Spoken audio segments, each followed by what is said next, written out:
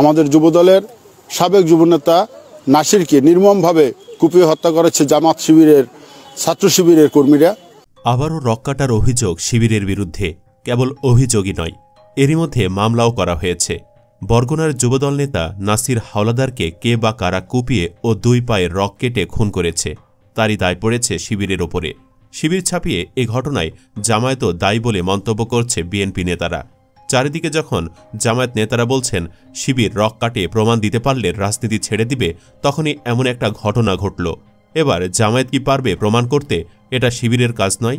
এ বিষয়ে কে কি বলছে, বিস্তারিত থাকছে জীবনের কথার এই পর্বে।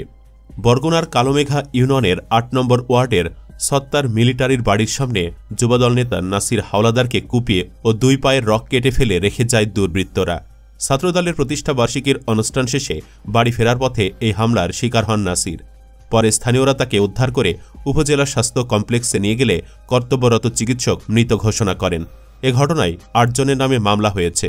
বৃহস্পতিবার সকালে পাথরঘাটা থানায় হত্যা মামলাটি দায়ের করেন নিহতের বোন রুমি আক্তার।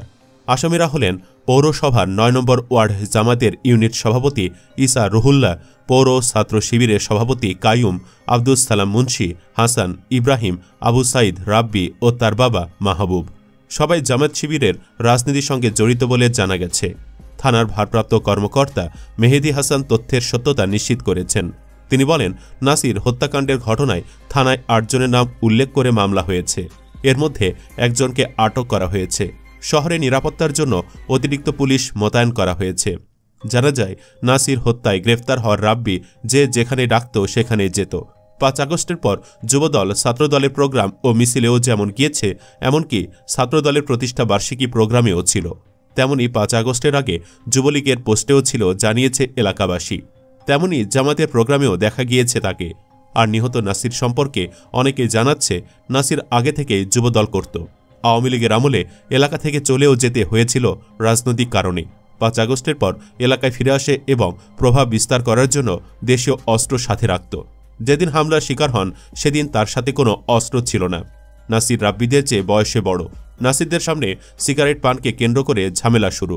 সেই ঝামেলা এত বর্বরতা পর্যন্ত গড়ায় বলেও অনেকে মন্তব্য করছেন। নাসির আক্রমণ হওয়ার পর প্রায় 30-40 মিনিট ওই স্থানেই পড়েছিল। কেউ এগিয়ে গিয়ে তাকে হাসপাতালে নেওয়ার চেষ্টা করেনি। আশেপাশে 2-1 জন নারী তাকে পানি পান করিয়েছে বলে জানা গিয়েছে।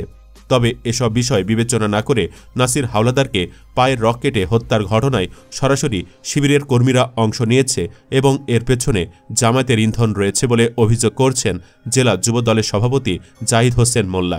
দলীয় নেতাকর্মীদের উদ্দেশ্যে তিনি এসব কথা বলেন। জাহিদ হোসেন মোল্লা বলেন, বিগত ফ্যাসিস্ট সরকারের আমলে ছাত্রলীগের নেতাকর্মীরা বিএনপির অফিস ভাঙচুর করেছে, দলীয় নেতাদের ওপর হামলা করেছে, তাদের জামায়াতের ছত্রছায়ায় সদস্য বানিয়েছে। এমনকি জামায়াতের কার্ড গলায় ঝুলিয়েও তারা দলীয় প্রোগ্রামে অংশ নিচ্ছেন। মূলত এখানে বিএনপির শক্তিশালী অবস্থানকে দুর্বল করার জন্যই আওয়ামী লীগকে সঙ্গে নিচ্ছে জামায়াত, যদিও দেশের সিংহভাগ জনতা তা বিশ্বাস করছে না। জানতে চাইলে পৌর বিএনপির আহ্বায়ক হারুনুর রশিদ চাপরাশি বলেন, আমি জামায়াত নেতাদের অনেক আগেই বলছি, জামায়াতের মধ্যে আওয়ামী লীগের সন্ত্রাসীরা ঢুকে যাচ্ছে, আপনারা তাদের সদস্য করা থেকে বিরত থাকুন। কিন্তু তারা এ কথা না শুনে বিএনপিকে ধ্বংস করার ষড়যন্ত্রে আওয়ামী লীগ নিয়ে মেতে উঠেছে। আজকের জামায়াত শিবিরের জন্য আমাদের সহযোদ্ধাকে হারাতে হয়েছে। উপজেলা বিএনপির আহ্বায়ক চৌধুরী মোহাম্মদ ফারুক বলেন, আমরা দেখেছি জামায়াতের আইডি কার্ড ঝোলানো ছাত্রলীগের কর্মীরা তাদের সহযোগী সদস্য সম্মেলন অংশগ্রহণ করেছে। পাথরঘাটায় জামায়াতের লোক কম থাকায় আওয়ামী লীগের বিভিন্ন অঙ্গ সংগঠনের নেতাকর্মীদের জামায়াতের সদস্য বানিয়ে তাদের দল ভারী করছে। তবে অভিযোগ অস্বীকার করে জেলা জামায়াতের সহ সেক্রেটারি মাওলানা শামীম আহমেদ বলেন, অভিযুক্ত রাব্বি ও হাসানের সঙ্গে শিবিরের কোনো সম্পর্ক নেই। অন্য কোনোভাবে জামায়াতের আইডি কার্ড সংগ্রহ করে তারা আমাদের সহযোগী কর্মী সম্মেলনে উপস্থিত হয়েছে। এ ছবিকে পুঁজি করে তাদের শিবির বলছে বিএনপির লোকজন। এছাড়া রাব্বিকে ছাত্রদলের মিছিলেও দেখা গেছে বলেও জানান তিনি। অপরদিকে নিষিদ্ধ ঘোষিত সংগঠন ছাত্রলীগের উপজেলা শাখার সভাপতি আহমেদ সুজন এক বিজ্ঞপ্তিতে জানান, হাসান ও রাব্বি কোনো সময় ছাত্রলীগের কর্মী ছিল না। এতে অনেকেই প্রশ্ন তুলছেন, নিজেদের মধ্যে কোনো দ্বন্দ্বে জড়িয়ে এই হত্যাকাণ্ড ঘটায়নি তো বিএনপি? কারণ এ ঘটনায় ছাত্র শিবিরকে অভিযুক্ত করা ও ছাত্র শিবিরের থানা সভাপতির ওপর হামলা তীব্র নিন্দা ও প্রতিবাদ জানিয়েছে শিবিরের কেন্দ্রীয় দফতর। বরগুনা জেলার পাথরঘাটা উপজেলায় পূর্ব শত্রুতার জের ধরে সন্ত্রাসীদের হামলায় এক যুবদল কর্মী নিহত হওয়ার ঘটনায় উদ্দেশ্যমূলকভাবে ছাত্র শিবিরকে জড়ানো হয়েছে বলে জানিয়েছে শিবিরের সভাপতি জাহিদুল ইসলাম। এছাড়া 1 জানুয়ারি ছাত্র শিবিরের উপজেলা শাখার সভাপতি হাফেজ মোহাম্মদ রাকিব হাসানের ওপর বর্বরোচিত হামলার তীব্র নিন্দা ও প্রতিবাদ জানিয়েছে শিবির। এক যৌথ প্রতিবাদ বার্তায় ছাত্র শিবিরের কেন্দ্রীয় সভাপতি জাহিদুল ইসলাম ও সেক্রেটারি জেনারেল নুরুল ইসলাম বলেন, আমরা গভীর উদ্বেগের সাথে লক্ষ্য করছি বরগুনার পাথরঘাটায় যুবদল নেতা হত্যার ঘটনায় একটি মহল উদ্দেশ্যমূলকভাবে বাংলাদেশ ইসলামী ছাত্র শিবিরকে জড়িয়ে মিথ্যা প্রোপাগান্ডা ছড়ানোর অপচেষ্টা চালাচ্ছে।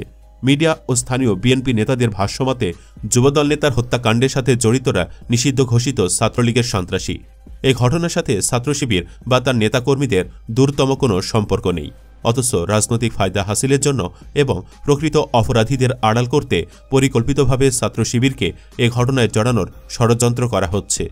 আমরা আরও উদ্বিগ্ন যে এই মিথ্যা অভিযোগের জের ধরে একদল সন্ত্রাসী ছাত্র শিবির পাথরঘাটা উপজেলা শাখার সভাপতি হাফেজ মোহাম্মদ রাকিব হাসান ও তার পরিবারের ওপর নির্মম হামলা চালিয়েছে। এটা দিবালোকের মতো স্পষ্ট যে হত্যার উদ্দেশ্যে ধারালো অস্ত্র দিয়ে রাকিব হাসানের ওপর হামলা করা হয়, যা অত্যন্ত ন্যাক্কারজনক ও কাপুরুষোচিত। হামলায় তিনি গুরুতর আহত হন এবং বর্তমানে হাসপাতালে চিকিৎসাধীন আছেন। বিবৃতিতে আরও বলা হয়, আমরা বিস্ময়ের সাথে লক্ষ্য করছি যে বাংলাদেশের কিছু প্রসিদ্ধ সংবাদ মাধ্যম সাংবাদিকতার নীতিকে বিসর্জন দিয়ে কোনো প্রকার তথ্য যাচাই বাছাই এবং সংশ্লিষ্টদের সাথে কথা বলা ছাড়াই সন্ত্রাসীরা ছাত্র শিবিরের ছত্রছায়া আছে বলে মিথ্যা ও পক্ষপাতমূলক সংবাদ প্রচার করছে। এভাবে মিথ্যা অভিযোগের মাধ্যমে ছাত্র শিবিরকে হেয় প্রতিপন্ন করা এবং নেতাকর্মীদের ওপর হামলা চালানোর অপপ্রয়াস শুধু নিন্দনীয় নয়, বরং এটি সমাজে বিশৃঙ্খলা ও সন্ত্রাসবাদের উস্কানি দেয়। নেতৃবৃন্দ আরও বলেন, ছাত্র শিবির সবসময় গণতন্ত্র, শান্তি এবং শিক্ষার পরিবেশ রক্ষায় কাজ করে আসছে। আমরা কোনো ধরনের হত্যা ও জুলুমের রাজনীতি সমর্থন করি না। এ ধরনের ষড়যন্ত্রমূলক প্রচারণা ও হামলার ঘটনা সংগঠনের চলমান কার্যক্রমকে বাধাগ্রস্ত করার একটি সুপরিকল্পিত অপচেষ্টা। আমরা স্পষ্টভাবে জানাতে চাই, এ ধরনের ষড়যন্ত্র কোনোভাবেই সফল হবে না। আমরা অন্তর্বর্তীকালীন সরকারের প্রতি আহ্বান জানাই, অবিলম্বে উভয় ঘটনার সুষ্ঠু তদন্ত করে প্রকৃত অপরাধীদের চিহ্নিত করে দৃষ্টান্তমূলক শাস্তি নিশ্চিত করতে হবে। পাশাপাশি ছাত্র শিবিরের নেতাকর্মীদের নিরাপত্তা নিশ্চিত করতে হবে। নতুন বাংলাদেশে অনেকে বিশ্বাস করতে শুরু করেছে শিবিরের কর্মীরা রক কাটার মতো ভয়াবহ অপরাধ করতেই পারে না। সেখানে খুন তো অনেক বড় বিষয়।